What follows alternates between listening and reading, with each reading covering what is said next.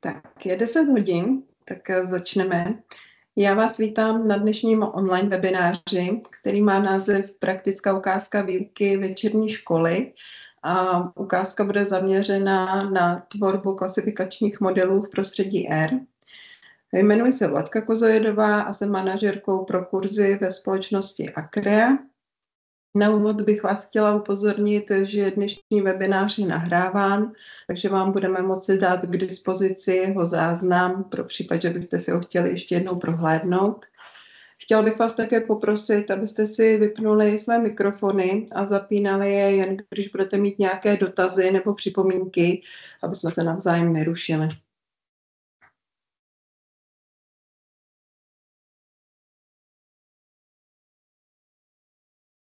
Tak, co vás dnes čeká? Vlastně na začátek jenom stručně představím společnost Acrea, pak bude následovat praktická ukázka výuky. Na závěr pak ještě po té ukázce jen doplním nějaké podrobnější informace o našich kurzech. Zmíním se zejména o právě probíhající akci 1+1 účastník zdarma. Dozvíte se vlastně, na které kurzy můžete tuto akci využít a dozvíte se také, na které kurzy můžete využít dotaci Ministerstva práce a sociálních věcí. Ta dotace je ve výši 82%. Společnost Acrea je na trhu již 27 let.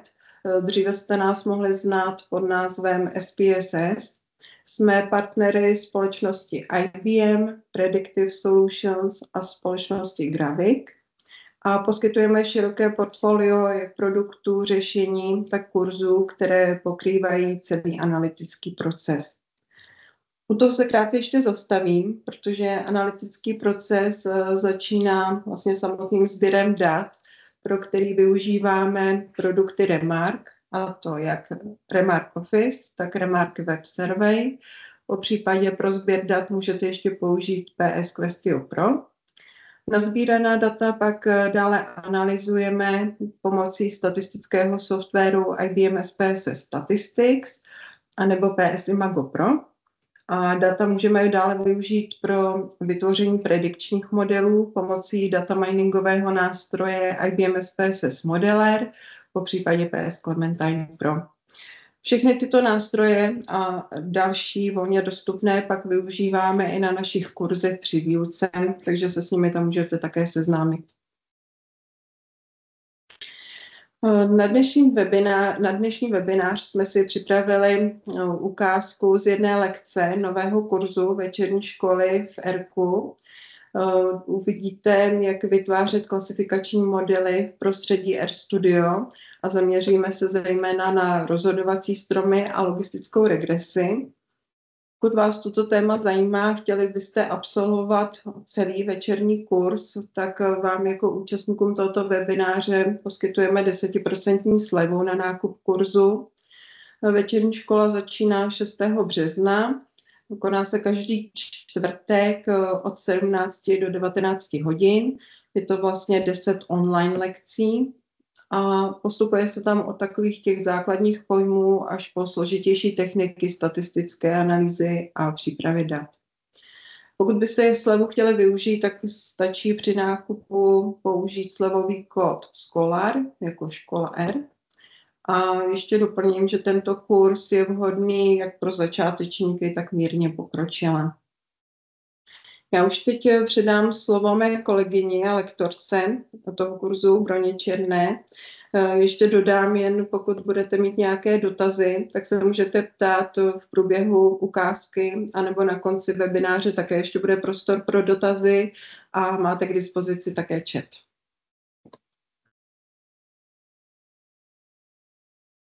Ešte raz prajem všetkým hezké dopoledne.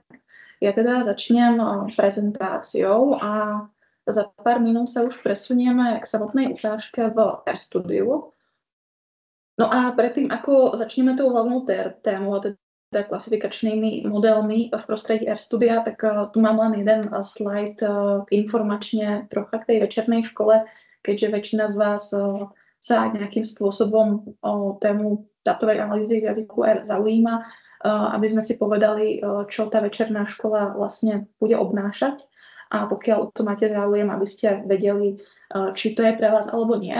Ako už bolo zmienené, tak je to 10 lekcií po 2 hodinách. A na tom začiatku ten kurz vlastne nevyžaduje, aby ste mali znalosť jazyka R alebo štatistiky.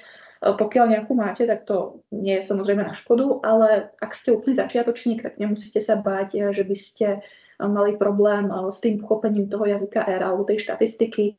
Prvé 2 lekcie toho kurzu sú práve venované takému úvodu, kedy sa budeme učiť tie úplné základy toho, čo to je jazyk R, ako funguje. Predstavme si všetky tie základné pojmy a potom od lekcie číslo 3 už sa budeme venovať tej dátovej analýze. Nebude to len o štatistike, ale budeme sa venovať aj príprave dát, dátovým transformáciám a až vlastne v polovičke toho kurzu prejdeme k nejakej tej štatistickej analýze dát, kde pokrieme všetko od takých tých základov, ako je popisná štatistika, vizualizácia, až po nejaké regresné modely. A vlastne tá téma, ktorú si ukážeme dnes, tak to je úplne záverečná téma toho kurzu. Takže tvorba klasifikátorov, tak to bude taká posledná veľká kapitola. No a tým, že tie lekcie štandardne trvajú 120 minút a my dnes toho času máme o niečo menej, tak nebude to vyslovene 1:1 ukážka tej hodiny. A aby sme to stihli, tak ja som si to trocha prispôsobila v tom zmysle, že väčšinu času budeme tráviť v tom RStudiu.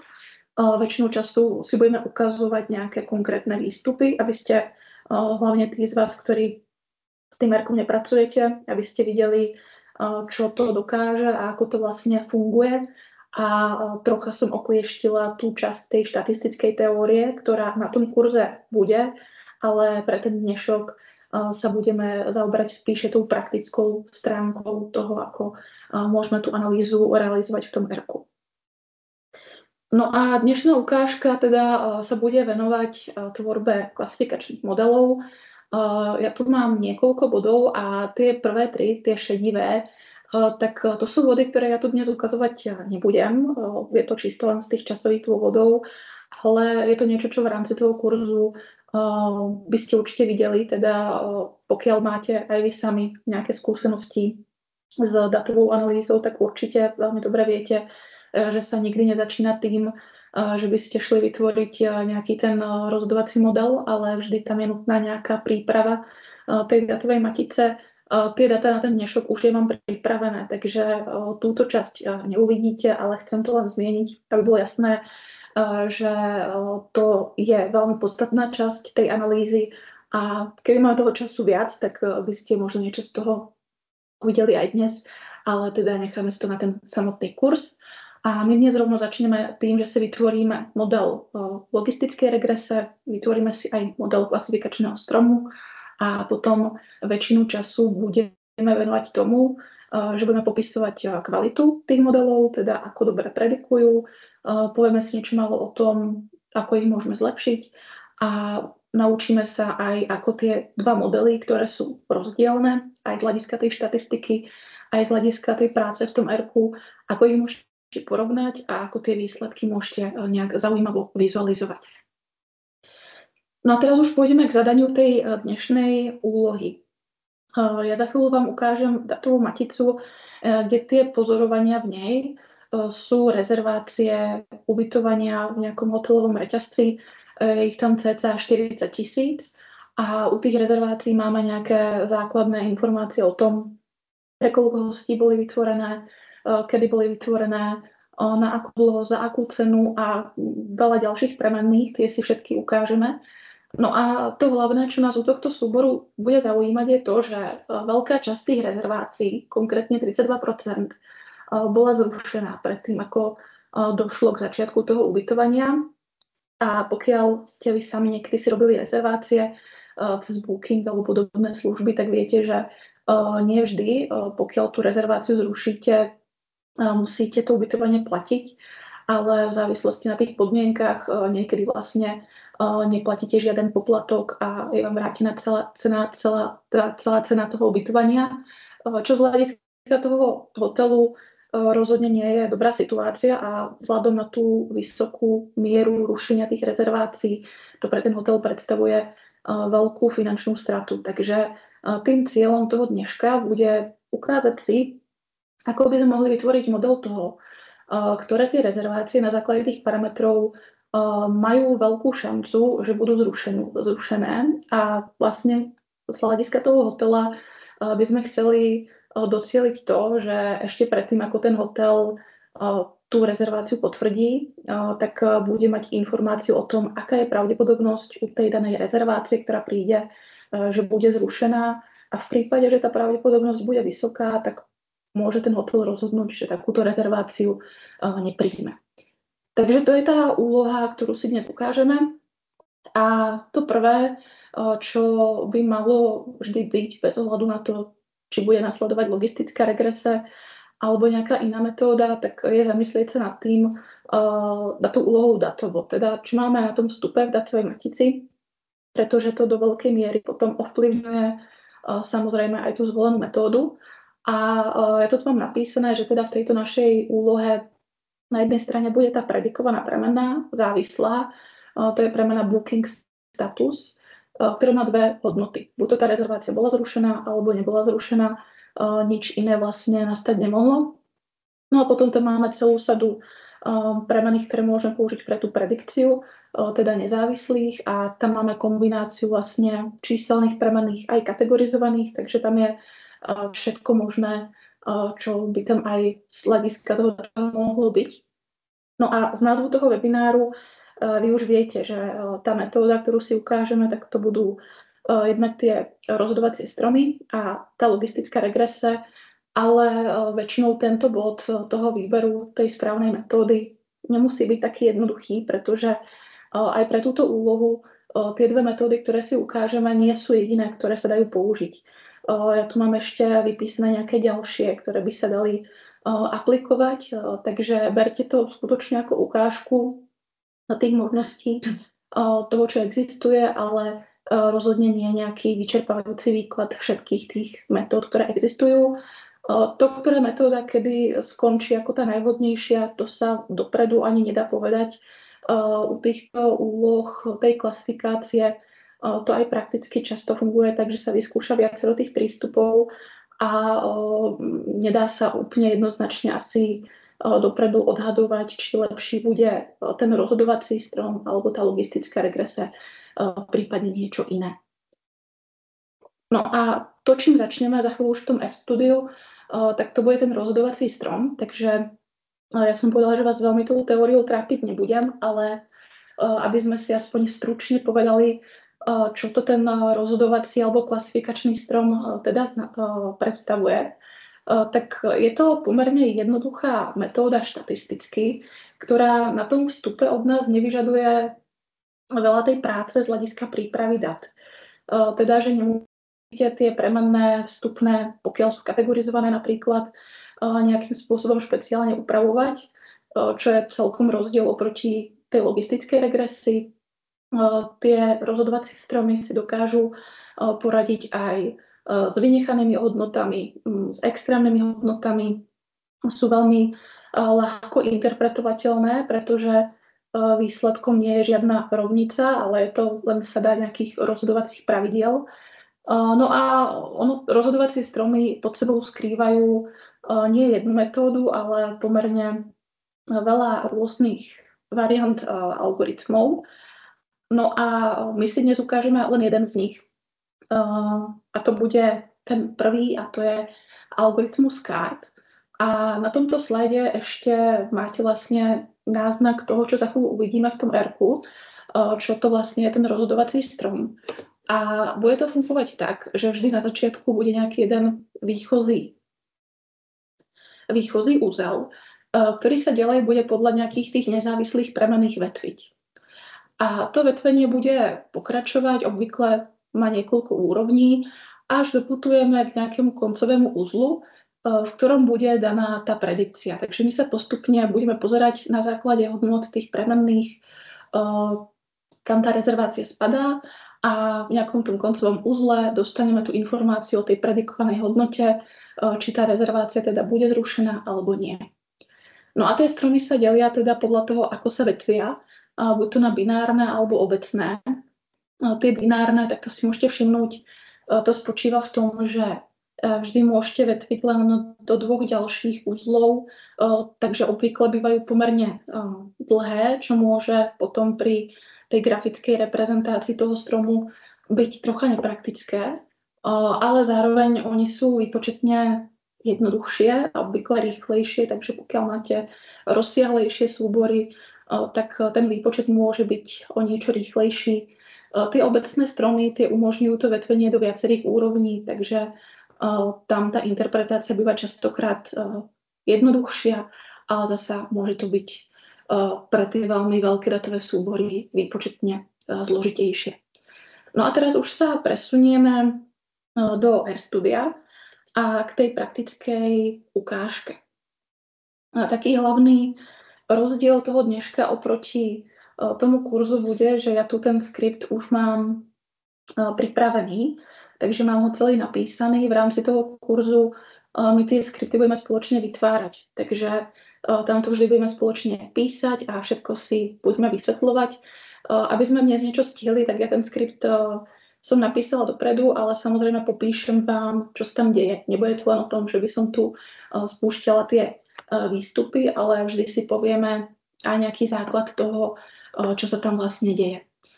Časť, ktorú tu mám ja na začiatku, tak to je časť, kde sa len inštalujú a načítavajú balíčky. A pokiaľ s tým Airkom ste už pracovali, tak určite viete, že také tie základné balíky, ktoré tam máte k dispozícii, väčšinou vám nevystačia ani na tú základnú popisnú štatistiku. Takže pre väčšinu tých metód potrebujete nejaké špeciálne balíčky. Takže tú časť ja teraz preskočím a prejdem rovno na začiatok, a to je načtení tej datovej matice. Ja tu tie data mám vo formáte SAU, takže tu využívam funkciu read SPSS a takto pomocou tohto príkazu tie data si z toho formátu naimportujem do R-ka. Mám tu ešte argument toDataFrame, ktorý je nastavený na true, to znamená, že mi to rovno vytvorí dataframe. Na to by som tiež upozornila, pretože ona väčšina tých funkcií pre či už tie klasifikačné stromy alebo pre tú logistickú regresiu vyžaduje na tom vstupe práve dataframe. Takže týmto si to dopredu pripravíme, aby sa nám s tým pracovalo čo najlepšie. Tie data sa nám teda naimportovali do prostredia a vidíte, že majú 36 000 pozorovaní a 17 premenných. Čo tu potom robím ešte ďalej v tomto riadku, tak ja niektoré z tých premenných zahodím. Konkrétne tu zahodím premennú ID rezervácie a potom ešte časový údaj o tom, kedy bola tá rezervácia vytvorená, čisto len preto, že tieto dve premenné pre to modelovanie využívať nebudem. Takže aby som ten dataframe mala pripravený skutočne pre to modelovanie. No a tie data sú pripravené, ale aj tak by bolo dobré, aby sme na začiatok sa pozreli na to, čo obsahujú za premenné, aby ste tušili, čo vlastne modelujeme. A pre popis tých premenných, pokiaľ chceme napríklad ten popis jednoduchý len pomocou nejakej popisnej štatistiky, tak narazíme na to, že tým, že v tom súbore sú premenné ako číselné, tak aj kategorizované, neexistuje nejaká univerzálna štatistika. Ja teraz pozerám, že máme nejaký dotaz v čete, tak to len prečítam. Je tu otázka na to, v čom je Erko lepšie ako Python. Možno by som to nechala nakoniec, ak to nebude vadiť, pretože to je celkom taká obšírnejšia odpoveď, ale určite sa k tomu ešte vrátim, pretože oni tie jazyky sú hodne podobné. Pokiaľ niekto z vás pracuje s Pythonom, tak sú tam nejaké podobnosti v tej syntaxi, ale sú tam aj nejaké rozdiely a nejaké situácie, kedy niečo z toho je lepšie ako to druhé, takže úplne na konci by som to ešte potom zmienila. Ale pokiaľ máte nejaké dotazy už priebežne, tak kľudne to píšte do toho chatu. Pokiaľ to bude nejaký menší dotaz, tak to zodpoviem hneď a tie zložitejšie dotazy si necháme nakoniec. Takže aby som tie premenné zvládla nejak popísať, tak ja tu robím to, že si najprv z toho dataframeu data v týchto 3 riadkoch vyberám tie premenné, ktoré sú číselné. A potom tie číselné premenné popíšem pomocou tých vhodných popisných štatistík práve pre ne. To tu robím pomocou funkcie sapply, takže tu vlastne sa pýtam u každej premenej z toho dataframeu data, či je číselná, a pokiaľ je číselná, tak si ju uložím do tohto pomocného dataframeu datanum. A je to čisto len o urýchlenie tej práce, pretože samozrejme ja by som teraz mohla to summary, ktoré volá tie popisné štatistiky, zavolať samostatne na tie premenné, ktoré sú číselné. Ale v tom dataframe tých premenných máme 15, takže pokiaľ by som to takto vypísala, tak by to chvíľu trvalo. Takže pomocou tohto zápisu si to trocha zjednoduším a keď to spustím, tak vo výstupe už dostaneme pre tie premenné, ktoré sú číselné, ich popisné štatistiky. Takže teraz si to popíšeme, čo tam máme za premenné. Prvá premenná lead time, tak to je informácia o tom, koľko dní pred začiatkom toho pobytu bola spravená tá rezervácia. Tam vidíme, že minimum je 0, čo asi možné je, že tam je niekto, kto si tú rezerváciu spravil v ten deň, kedy to ubytovanie začalo. Maximum je 443 dní a v priemere tie rezervácie sa robia 85 dní pred začiatkom toho ubytovania. Potom tu sú premenné previous bookings, cancelled, to je informácia o tom, či ten daný klient už v minulosti mal nejakú rezerváciu, ktorú zrušil, a not cancelled, tak to je informácia o počte rezervácií, ktoré neboli zrušené, pokiaľ teda nejaké také boli. Average price, tak to je průměrná cena za jednu noc, a special request, tak to je počet nejakých špeciálnych požiadavkov, pokiaľ teda nejaké boli, tak koľko ich ten daný klient mal na to ubytovanie. No a potom v tejto časti robím výber premenných kategorizovaných. Tu len upozorním na to, že v tom R-ku, pokiaľ máte premenné, ktoré sú kategorizované, tak je dobré ich mať definované ako faktor, aby to R-ko vedelo, že to je takáto premenná, a teda tu pomocou tej funkcie isFactor si robím výber tých premenných kategorizovaných.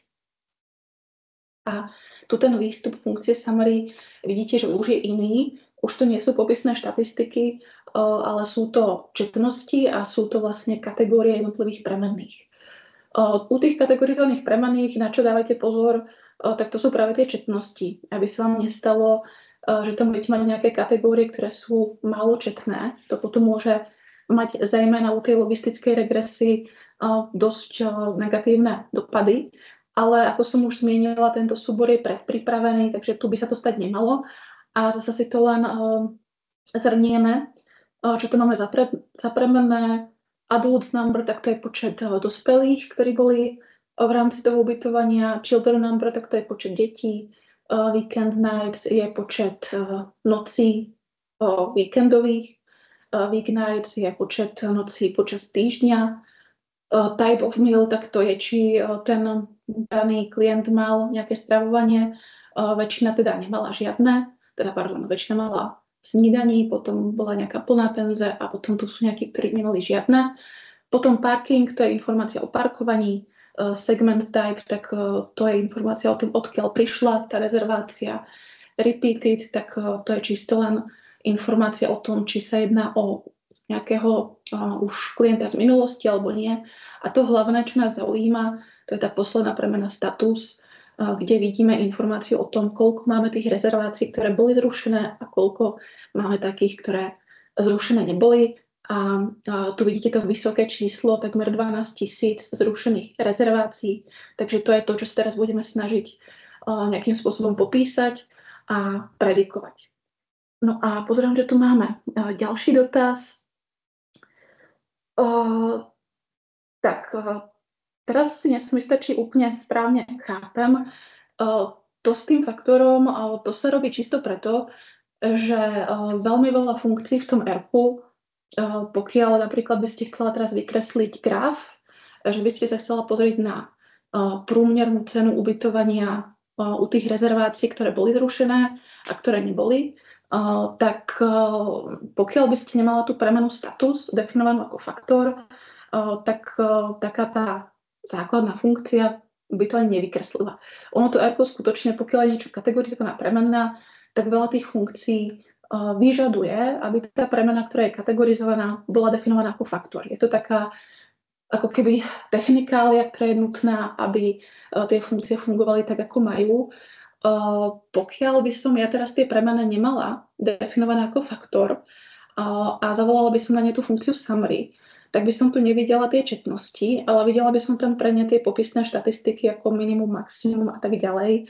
A to úplne pre tie premene kategorizované nie je vhodné. Takže má to celú radu výhod a dôvodov, prečo sa to robí. Takže tuto tiež bolo pripravené už dopredu, aby všetky tie premene kategorizované boli ako tie faktory. A je to práve súčasť tej prípravy dát, takže preto to tu už v tom skripte nemám.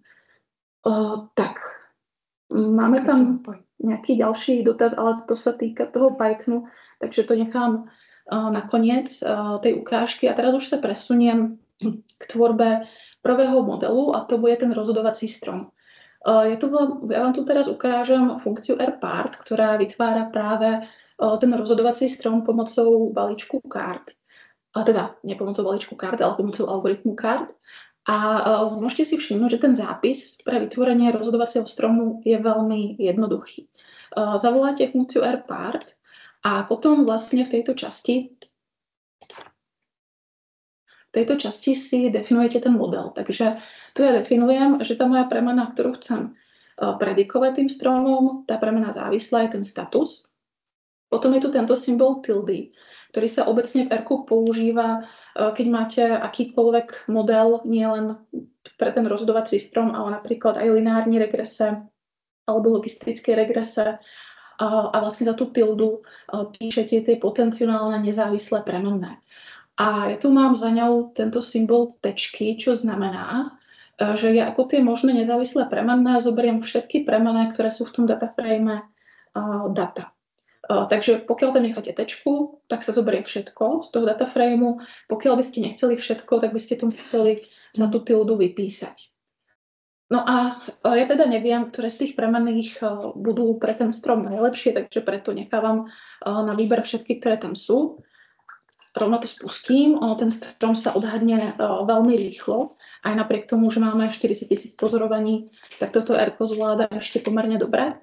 No a potom, aby sme videli, čo sme vytvorili, tak tu mám nejaké možnosti zobrazenia toho samotného stromu. A väčšinou sa začína tým, že sa snažíte ten strom vizualizovať. Od toho tu mám túto funkciu rpart.plot. A to vám takto ten strom vykreslí. Je tu niekoľko možností nastavenia toho grafu. To je ten argument type. Je tu 5 možností, takže to type si môžete nastaviť od 1 až do 5. Treba to vyskúšať, každý z tých obrázkov vyzerá troška inak. Ja osobne najčastejšie používam túto možnosť type 5. A aby ste to trocha lepšie videli, tak to rozšírim. No a toto už je ten strom, ktorý sa nám vytvoril. No a teraz sa bližšie pozrieme na to, ako to funguje a ako tento obrázok môžete interpretovať. Tuto na začiatku máme nejaký ten výchozí úzel, kde na začiatku boli všetky tie pozorovania, všetky rezervace a ako prvá premenná, ktorá bola vyhodnotená pre to vetvenie ako najlepšia, bola zvolená premena lead time. To je tá premena o tom, kedy bola vytvorená tá rezervácia. A podľa tejto premennej sa nám v prvom kroku ten strom rozvetvuje a konkrétne sa to rozvetvuje podľa hodnoty 152. Takže pokiaľ niekto tú rezerváciu spravil menej ako 152 dní pred tým pobytom, tak by sme pokračovali ďalej do tohto uzlu, kde ten strom ďalej sa nás pýta, či u tej rezervácie bola nejaká špeciálna požiadavka a pokiaľ bola, alespoň jedna, tak nás to ťahá dole touto vetvou. A keď sa po nej posunieme dole, tak už dospejeme k nejakému rozhodovaciemu uzlu, teda to je uzol, ktorý už sa ďalej nevetví a v tomto uzli už dostaneme nejakú predikciu pre tú danú rezerváciu. V tomto prípade tá predikcia, tak to je tá kategória not cancelled. Takže to nám hovorí, že všetky tie rezervácie, ktoré vznikli menej ako 152 dní pred začiatkom toho ubytovania a bola tam nejaká špeciálna požiadavka, tak sú predikované tak, že nebudú zrušené. Obdobne, keby sa vydám po druhej strane toho stromu,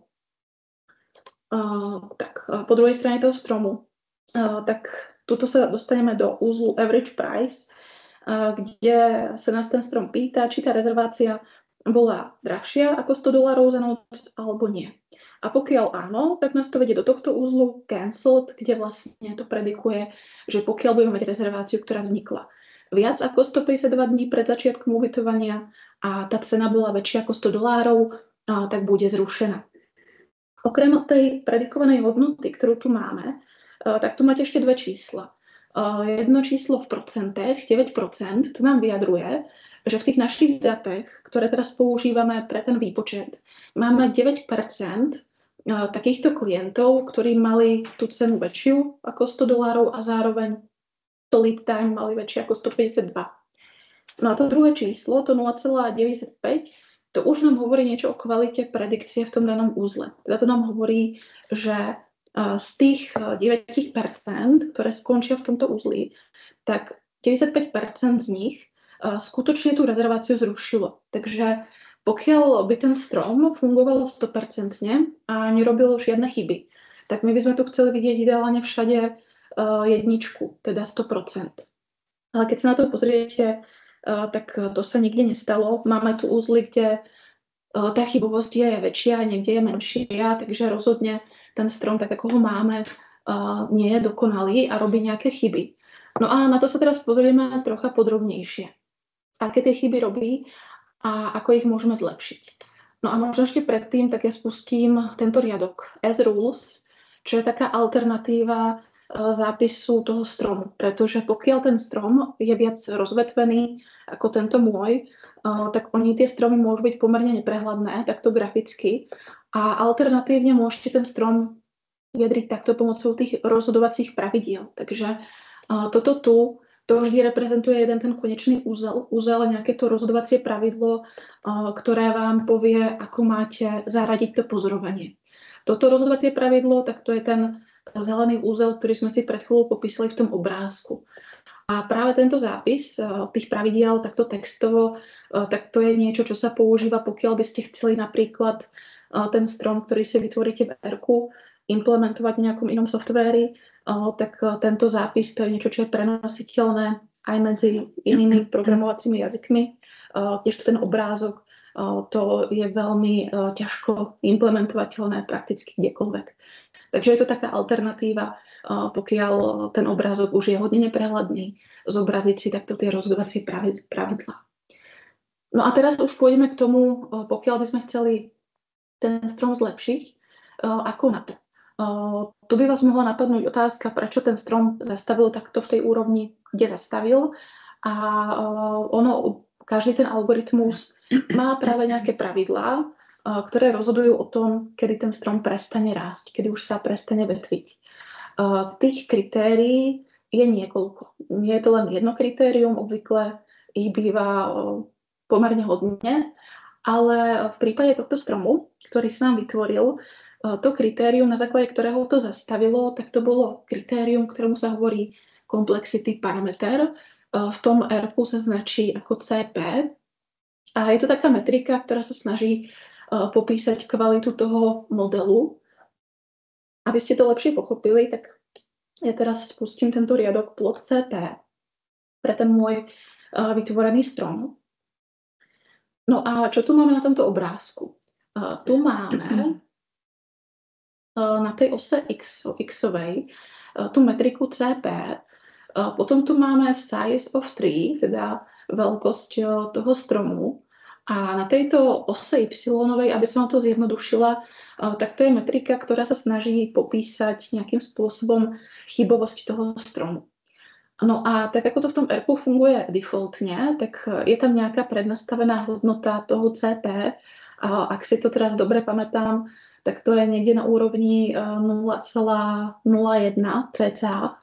A vlastne keď sa dosiahne táto úroveň toho CP, tak ten strom prestane rásť. A v závislosti na tom, aké máte data, niekedy sa môže stať, že ten strom, ktorý sa vám vykreslí, bude veľmi jednoduchý a tým, že bude veľmi jednoduchý a nebude sa vám veľmi rozvetvovať, tak ani tá kvalita tej predikcie nebude úplne dobrá. Takže býva zvykom sa pozrieť na to, či to CP sa nedá prenastaviť nejak inak, aby sme ten strom dokázali nejak lepšie špecifikovať.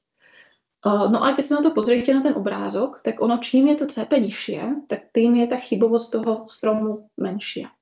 A tu by ste si mohli povedať, dobre, tak dáme to CP na nejakú tú minimálnu hodnotu, aby sme mali ten strom čo najlepší.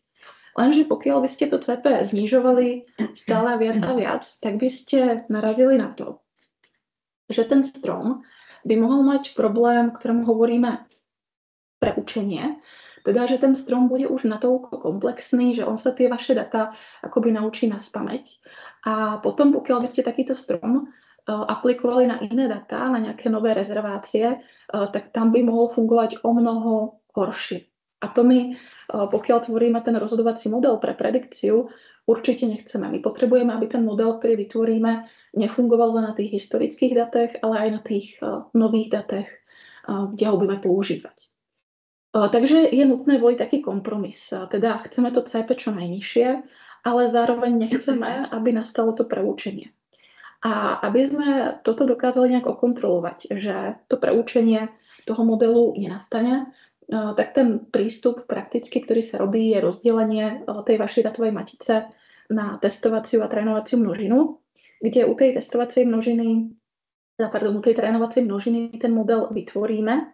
No a potom na tej testovacej ho otestujeme a pokiaľ tento preučenie nenastane, tak tá kvalita predikcie by mala byť stejná na oboch tých množinách. A my si teraz v tom ERku ukážeme niečo podobné a to je tzv. Cross-validace, čo je vlastne princíp, kde vytvoríme niekoľko menších súborov, niekoľko tých množín a postupne všetky z nich sa vystriedajú v tej roli testovacej a trénovacej množiny. Takže to keby nasimulujeme viacero tých modelov a práve pomocou tohto princípu tej cross-validace my sa pozrieme na to, aká je tá optimálna hodnota toho CP, teda ako to stanoviť tak, aby sme ten model zlepšili, ale zároveň, aby tam nenastalo to preučenie. No a keď sa vrátim spátky do toho RStudia, tak len aby som vám ukázala ten princíp toho CP. Tak my sme pred chvíľou si ukazovali tento strom, kde tá hodnota bola tá defaultná nejakých cca 0,01. No a teraz, keby to CP zvýšil na 0,2, tak sa mi vytvorí takýto strom. Takže vidíte, že skutočne, keď to CP necháte nastavené vyššie, tie stromy obvykle budú veľmi jednoduché. No a naopak, pokiaľ by som to CP znížila na takúto nízku hodnotu 0,0001, tak mi to vytvorí niečo takéto. A vidíte, že to už ten strom ani nevykreslí celý, pretože to už je neskutočne podrobné. A u takéhoto stromu, pokiaľ by sme teraz overili to preučenie, tak tu by som si tipla s veľmi vysokou pravdepodobnosťou, že už nastalo, pretože tuto skutočne vyzerá, že ten strom sa naučil naspamäť tú našu datovú maticu a na nejakých iných datách by nemusel fungovať až tak dobre. No a ako teraz nájdeme to optimum, teda nejaký ten balans toho CP, kedy to bude model celkom slušný predikčne a zároveň tam nebude to preučenie. A na toto mám túto časť toho kódu. Ja ju najprv spustím, ono to chvíľočku bude trvať a hneď vám to popíšem, čo sa tu deje. Tu vlastne už prebiehajú tie simulácie, teda, že si vytváram niekoľko tých množín, ktoré sa mi striedajú ako trénovacie a testovacie. Používam na to funkciu train, ktorá sa dá využiť aj pre iné metódy, nielen pre tie rozhodovacie stromy, ale napríklad aj pre tú logistickú regresiu. Takže je to taká komplexnejšia funkcia. No a tuto vlastne len zapisujem, čo idem vytvárať. To už je to, čo my poznáme. Teda idem vytvárať model toho statusu na tých zvyšných premenných a v tej metóde zadávam, že chcem využiť ten rozhodovací strom. No a potom to hlavné sa deje v tejto časti, kde ja vlastne si volím, že chcem využiť tú metódu tej cross-validace, teda to postupné točenie sa tých množín ako trénovacích a testovacích a stanovujem si tu počet tých množín ako 10. Mohla by som samozrejme pre väčšiu presnosť si ten počet zvýšiť. Ja za to robím čisto len časových dôvodov, pretože keby to navýšim na, dajme tomu, 100 alebo 1000, tak už to chvíľočku trvá. Takže aby sme si mohli pozrieť aj tie výstupy. Ja tu vytváram len 10 množín. No a vlastne ja ešte tu zadávam v tom tune length 10, že vlastne pre každú z tých situácií chcem spočítať hodnotu toho CP a potom tú hodnotu toho CP si ďalej vykreslím. A to je tento obrázok. No a tu už vidíte, keď sa na to pozrieme,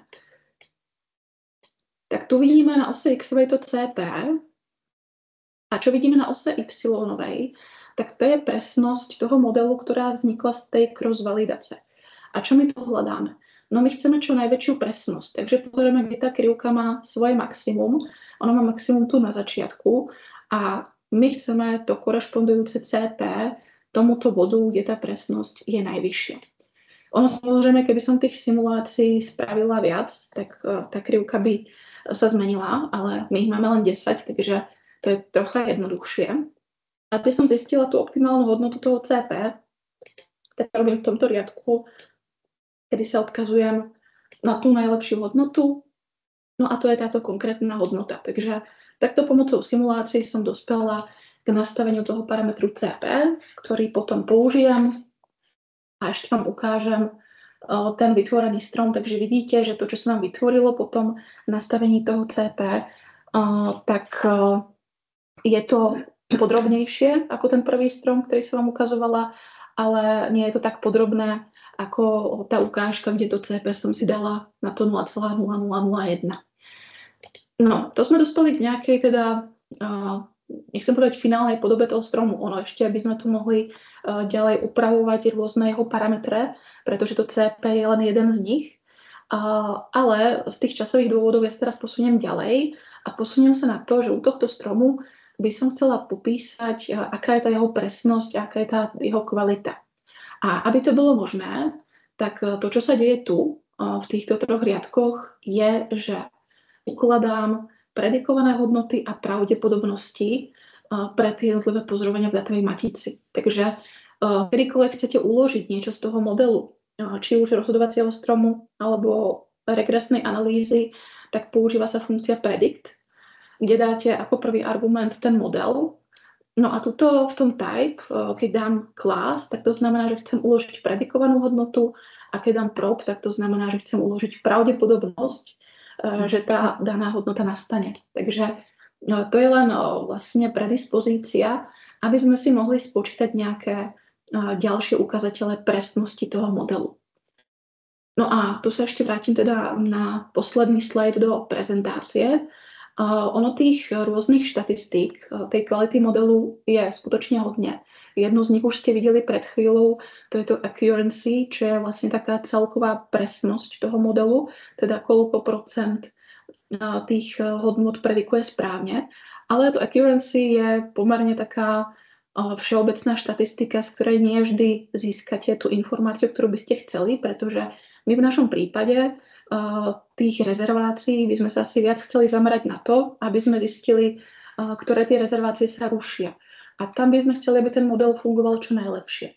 A pokiaľ sa takto chcete zamerať len na jednu z tých kategórií, tak na to boli odvodené štatistiky specificity a sensitivity. Obe tie štatistiky vychádzajú z tejto tabulky, ktorej sa hovorí matice zámien, kde vlastne máte v riadkoch tú skutočnosť, teda tú závislú premenu, tak ako je v tých datách. A v stĺpcoch máte predikce tým modelom, či už rozhodovacieho stromu alebo logistickej regrese. No a potom vlastne tá senzitivita a specificita, tak tie nám počítajú procento z tých správnych predikcií pre tie jednotlivé kategórie. Toto nie sú jediné 3 štatistiky, ktoré sa dajú spočítať z tejto tabulky. Je ich o mnoho viac, ale nám na ten začiatok tieto 3 zatiaľ budú stačiť.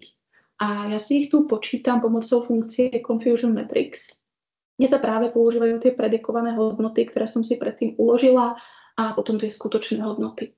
Takže toto ja teraz spustím a dostanem takýto výstup.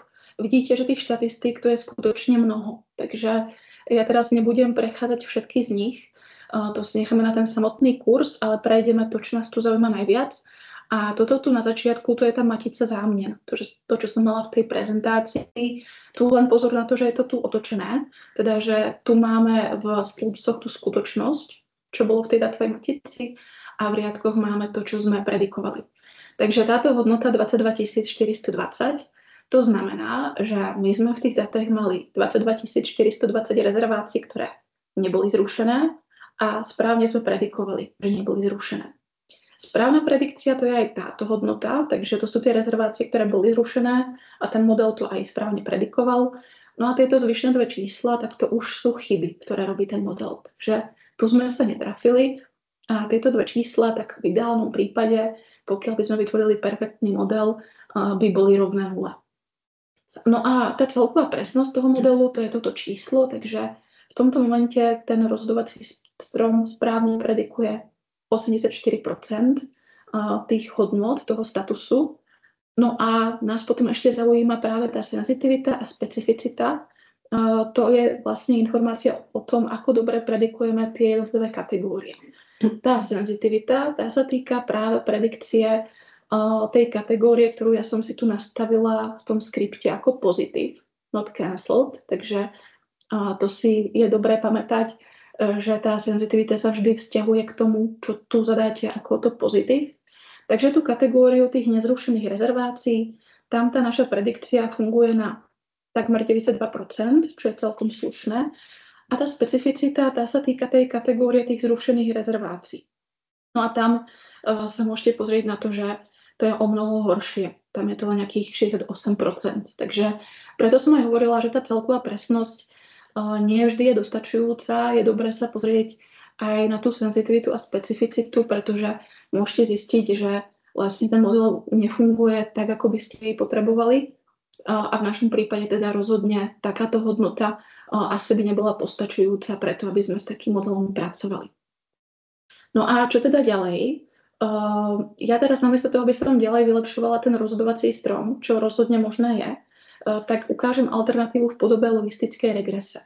Pretože ono, aj keby pokračujeme ďalej v tých rozhodovacích stromoch, že by sme ďalej nastavovali ten algoritmus, prípadne vyskúšali iné algoritmy, môže sa stať v určitom bode, že vyčerpáte tie možnosti, ktoré sú a nebude vám stačiť kvalita toho modelu, ktorý ste vytvorili, a vtedy tá alternatíva je použiť inú metódu, napríklad tú logistickú regresiu.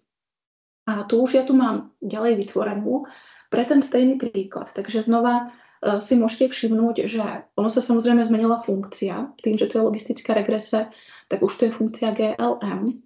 Ale to zadanie toho modelu sa nezmenilo. Je to stále ten status na všetkých tých nezávislých premenných. A tu si len v rámci toho GLM volím tú logistickú regresi cez to logit. Ja to spustím. A rovno cez to summary sa pozrieme na to, čo nám to vytvorí. No tá logistická regresa už nemá grafický výstup ako ten rozhodovací strom, že by ste dostali nejaký takýto náčrt. Tá logistická regresa, to už je štatistická metóda, ktorá produkuje nejakú rovnicu a nejaké koeficienty. A to je to, čo tu vidíme. Takže tu vidíme, že všetky tie premenné, ktoré som ja zadala do toho modelu, tak majú nejaký svoj koeficient toho, ako vplývajú na tú premennú závislú. No a to, čo som tu ja spravila, tak nie je úplne štatisticky asi správne, pretože ja som tu teraz vytvorila model, kde sú úplne všetky premenné. A môžete si všimnúť, že u niektorých z nich máte tieto hviezdičky a u iných ich nemáte. A to, že tam tá hviezdička je, tak to znamená, že tá premenná v tom modeli je štatisticky významná. A keď sa na to pozrieme, tak je tu skutočne veľká časť tých premenných, ktoré významné nie sú. A minimálne to by sme mali nejakým spôsobom upraviť a teda ten model sa snažiť vylepšiť. A to je len jeden z problémov, ktoré tu máme. Zase, aby som nezachádzala nejak príliš do tej štatistiky, tak je tu ešte problém toho, že tie premenné nezávislé, ktoré sme tam zadali, medzi sebou by nemali mať nejaké silné vzťahy. Takže nemali byť silne závislé. Tomu sa hovorí multikolinearita. A to tiež pravdepodobne v tomto prípade je porušené. To som vám síce neukazovala, ale pokiaľ by ste si zobrazili pre tieto premenné korelačnú maticu, tak by ste zistili, že tam máme také premenné, kde tie závislosti sú silné, a teda aj z tohto hľadiska ten model, ktorý som vytvorila, je špatný. No a ako teraz na to, aby sme ho vylepšili a ideálne ho vylepšili čo najrýchlejšie, tak ja tu ďalej v tom skripte, konkrétne v tejto časti, si volám automatizovaný algoritmus pre výber prediktorov, ktorý funguje na tom princípe, že postupne tvorí ten model tak, aby on na konci obsahoval len premenné, ktoré budú v tom modeli skutočne štatisticky významné. A zároveň veľa z tých automatizovaných algoritmov má dobrú vlastnosť aj v tom zmysle, že by mali rešpektovať tie závislosti tých nezávislých premenných. Neplatí to univerzálne pre všetky tie algoritmy. Tam treba povedať, že niektoré to spĺňajú, niektoré nie. Ja tu využívam algoritmus na princípe stepwise, ktorý práve by na konci nám mal vytvoriť model, kde budú premene, ktoré sú významné a kde by tá multikolinarita nemala byť problematická. Takže tento model ja odhadnem. On to je zase nejaký algoritmus, ktorý chvíľu bude bežať. Takže pár sekúnd to bude počítať tie možné varianty toho modelu a potom nám to vráti objekt model stepwise a to bude ten finálny model. No a predtým, ako my sa pozrieme na porovnanie toho klasifikačného stromu a tej logistickej regrese, čo z toho pre tieto data funguje lepšie, tak aj ten model samotnej tej logistickej regrese má nejaké svoje základné kritéria správnosti. Takže ako sme u toho rozhodovacieho stromu pracovali s tým CP, tak u tej logistickej regrese sú zase nejaké iné štatistiky. A ja by som tu chcela ukázať alespoň dve z nich. A prvá, veľmi dôležitá, ktorou by ste mali vždy začať, pokiaľ máte tú logistickú regresiu, tak ja to tu mám pomenované ako test vhodnosti modelu.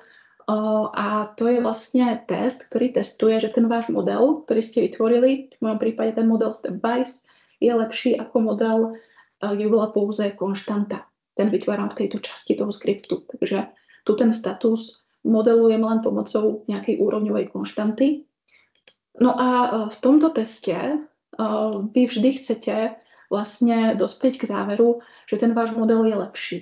A pokiaľ by sa vám už v tomto kroku nepodarilo preukázať, že ten váš model je lepší ako model s konštantou, tak to buď to znamená, že v tých datách nemáte nejaké významné závislosti, tej premenej závislej a nezávislých, alebo to znamená, že ste úplne špatne zvolili ten model a tá logistická regrese nepopisuje dobre tie data. Takže tým rozhodne vždy začínať. A tu v tom výstupe, aby som vám to zjednodušila, na čo sa zamerajte, je táto hodnota. To PR, to je signifikance toho testu a tu vlastne tá signifikance by mala byť menšia ako 0,05, aby sme preukázali, že ten vytvorený model je lepší ako model s konštantou. Tu sa to aj podarilo, zasa tu máte na pomoc tie hviezdičky, takže pokiaľ je tu alespoň jedna hviezdička, tak to znamená, že ten model to splnil a teda môžete s ním pracovať ďalej. Neznamená to nutne, že ten model je dobrý z hľadiska predikcie. To vôbec tak nemusí byť, ale je to taká nutná podmienka, aby vôbec dávalo zmysel ten model ďalej nejakým spôsobom skúmať. No a teraz ešte tu mám druhý výstup, to len spustím a to je výpočet R na druhu. To je pomerne známa štatistika pre tú regresnú analýzu a u tej logistickej regrese to je tzv. Pseudo R na druhu, čo je číslo v intervale 0,1. Mne pre tento model vyšlo 0,32. Takže keď sa na to pozrieme z hľadiska tých možných hodnôt, rozhodne by to mohlo byť lepšie. A tu presne vidíte, že to, že prejdete tým testom hodnosti modelu, skutočne neznamená, že ten model je nejak dobrý a že bude dávať dobré predikcie. Takže tu vidíme, že ten model tiež nebude ešte nejak závratne dobrý. A to posledné, čo si ukážeme, a to hlavné, čo som chcela dnes ukázať, tak to je teraz to porovnanie. Teda, že na jednej strane mám model logistickej regrese, na druhej strane mám model rozhodovacieho stromu a chcem teraz zistiť, ktorý z nich je lepší. A aby sme to zistili, tak využijeme práve tú senzitivitu a specificitu, ktoré som mala predtým na tom slajde. Pretože pomocou nich sa vykresluje tzv. EOC krivka. A tu my sme schopní vykresliť vlastne na základe tých pravdepodobností a na základe tých predikovaných hodnôt. Takže tá ROC krivka sa dá vykresliť bez ohľadu na to, či máte model logistickej regrese alebo rozhodovacieho stromu. Pre oba tie modely to je možné. A nielen pre ne, ale keď sa vrátim ešte na začiatok, ja som tu mala aj tie ďalšie metódy, ktoré môžete použiť. Aj pre ne by ste mohli vykresliť tú ROC krivku. Takže je to taký univerzálny nástroj, preto aby ste mohli porovnať modely, ktoré sú štatisticky značne odlišné a zistiť, ktorý z nich je ten lepší. No a ja tu zasa v tejto časti, ktorú som spustila, aby som vám to popísala, tak si tu ukladám len tie hodnoty predikované a tie pravdepodobnosti na koniec tej datovej matice. To môžete vidieť tu, teda to predict CLR je predikovaná hodnota modelom logistickej regrese a pravdepodobnosť, to je pravdepodobnosť, že vlastne tá hodnota tam nastane. Takže to sú tie nutné vstupy, aby sme tú ROC krivku mohli spočítať. Len tie pravdepodobnosti a tie predikované hodnoty.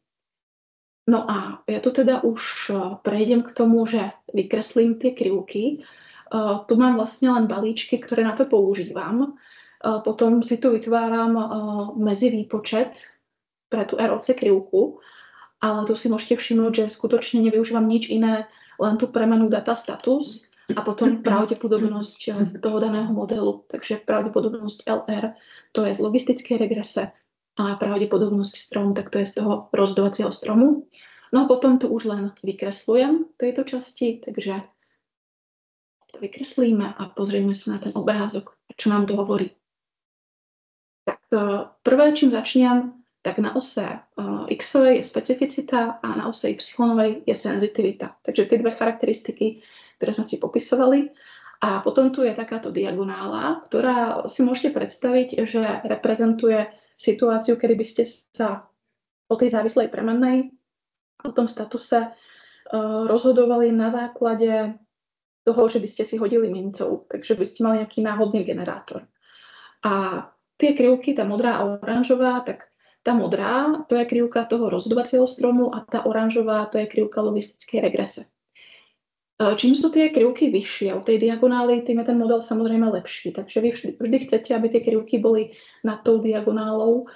Keby sa teoreticky stalo, že by boli totožné s ňou, tak by to znamenalo, že vlastne ten model môžete zahodiť a radšej si hoďte tou mincou.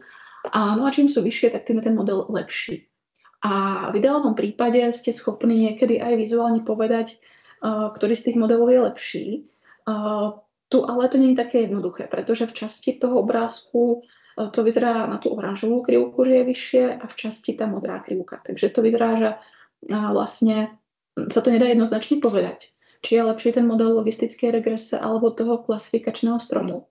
A pokiaľ si nie ste istí na základe toho samotného obrázku, tak ešte sa dá z toho obrázku spočítať jedna štatistika. AUC, to je plocha pod tou krivkou, teda plocha medzi tou diagonálou a tou krivkou. A čím je tá plocha vyššia, tak tým je ten model lepší. Takže to je posledné, čo tu ja robím v tomto skripte, že si počítam tie plochy pre tie dva modely. A tu sú tie výsledky. 0,86 to je pre ten model logistickej regrese a 0,83 to je pre ten model rozhodovacieho stromu. Takže na základe tohto porovnania pri sensitivity a specificity z týchto dvoch modelov, ktoré som vytvorila, vychádza ako lepší pre tú predikciu model logistickej regrese. V tomto bode tá moja praktická ukážka síce končí, ale len aby som dodala to hlavné.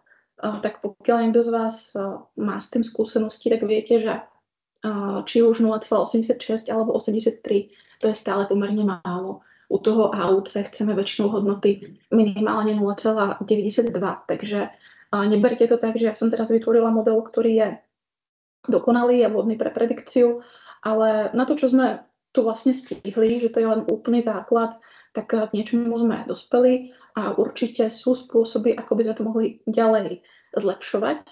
A tým možno sa odkážem na ten samotný kurz, pretože tam nekončíme týmto, tam sa pokračuje práve nejakými tými ďalšími variantami, ako môžete oba tie modely zlepšovať. Takže možno niekoho z vás to namotivuje, aby ste sa prišli na ten kurz pozrieť. Ja teraz na chvíľu ešte vrátim slovo kolegyni. Ešte k prezentácii. Ja si zatiaľ prečítam všetky tie dotazy, ktoré tu máte. Vrátim to kolegyni a potom na konci sa k tým dotazom ešte vrátime. A samozrejme, pokiaľ vás napadajú ešte nejaké ďalšie, tak aj na to bude potom na konci priestor. Tak já děkuji Broně za ukázku. Já na závěr už jenom zmíním několik informací k našim kurzům, ze kterých můžete vybírat. My každý semestr pro vás připravujeme širokou nabídku veřejných kurzů, které jsou zaměřeny nejen na statistiku a analýzu dat, ale také na datovou vědu a text mining a také na ovládání softwaru, jako je IBM SPSS, jazyk R, Python, Power BI nebo Excel. Ty kurzy můžeme rozdělit podle náročnosti na základní, středně pokročilé a pokročilé a můžete se jich vždy účastnit prezenčně nebo online. Pokud na kurzech je používán software IBM SPSS a vy ho třeba nemáte, tak vám ho po dobu kurzu zapůjčíme zdarma. Také vypisujeme každý semestr semestrální kurzy. Teď v nejbližší době nás čekají 2. V březnu, 6. března začíná kurz Datová věda, kde je používán data miningový nástroj IBM SPSS Modeler a seznámíte se zde a procvičíte si přístupy a principy data miningových metod. Je to základní kurz, takže když nemáte žádné zkušenosti, tak se můžete zúčastnit. Kurz se koná každý čtvrtek dopoledne od 9 do 12:45 a má celkem 14 lekcí. Tím druhým semestrálním kurzem je statistická analýza dat, která bude začínat o den později, 7. března. Tady je používán statistický software IBM SPSS Statistics. Kurz je vhodný také pro začátečníky. Jsou zde vlastně podrobněji studovány postupy analýzy dat a kurz je vždy pořádán každý pátek dopoledne zase od 9 do 12:45 a má také 14 lekcí. Jak jsem se zmiňovala na začátku, tak my nyní máme takovou mimořádnou akci 1+1 účastník zdarma a tuto akci můžete právě využít na oba semestrální kurzy, takže při zaplacení jednoho poplatku se mohou kurzu zúčastnit 2 osoby, takže můžete studovat se svým kolegou nebo kolegyní.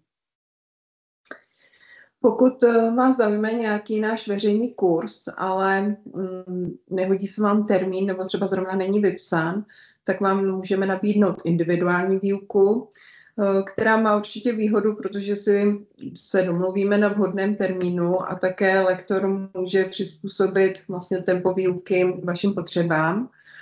Kolegové z analytického oddělení vám poskytují také odborné konzultace, kdy vám mohou pomoct při přípravě dat nebo vám mohou poradit s výběrem vhodné metody při zpracování dat, mohou také zkontrolovat nebo poradit s vašimi závěry a interpretací výsledků. Ještě pro vás máme připraven takový speciální program, jmenuje se Rok neomezeného vzdělávání, kdy máte možnost se všech veřejných kurzů účastnit neomezeně po dobu 1 roku. Netýká se to tedy těch semestrálních kurzů. Pro tento program máme 2 varianty. Ta první je Basic, kdy oprávnění účastnice kurzů se vztahuje na jednu konkrétní osobu, anebo je tam varianta Premium, kdy oprávnění je přenosné, mohou ho využívat vlastně všichni zaměstnanci pracoviště a účastnice mohou vždy v počtu dle zakoupeného počtu oprávnění. Takže když si zakoupíte například jednu variantu Premium, tak vždy se kurzu může zúčastnit 1 osoba, ale může to být pokaždý někdo jiný z pracoviště. Takovou poslední formou kurzu, kterou nabízíme, je kurzy na klíč. Jak už z toho názvu vyplývá, tak program těchto kurzů sestavujeme podle vašich požadavků, přání. Můžeme tady řešit přímo vaše konkrétní úlohy a pracovat s vašimi daty. Domluvíme se zase na vhodném termínu, i místo realizace si můžete vybrat, zvolíte si vhodný poměr teorie praxe a výhodou je, že proškolíme uzavřenou skupinu lidí, takže se účastní jenom účastníci z jedné organizace. Ještě bych vás chtěla seznámit vlastně s tím, co nás čeká v nejbližší době. Už příští týden od pondělí do středy jsou to základní kurzy v jazyce R, jako jsou základy jazyka R, příprava a vizualizace dat v ERKu. Tyto kurzy můžete ještě teď vlastně se můžete přihlásit, můžete je zakoupit ve zvýhodněném balíčku.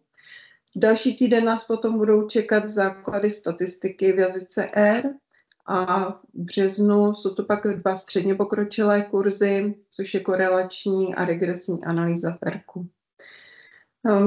U některých kurzů můžete využít také dotaci Ministerstva práce a sociálních věcí. Já jsem vám tady vypsala kurzu, který se to týká. Jsou to základy statistiky pro analýzu dat, korelační a regresní analýza, analýza a predikce časových řad v ERKu, analýza kategorizovaných dat a panelová data v jazyce R. Máte tam také vždycky částku, kterou zaplatíte, když vám úřad práce schválí vaši žádost.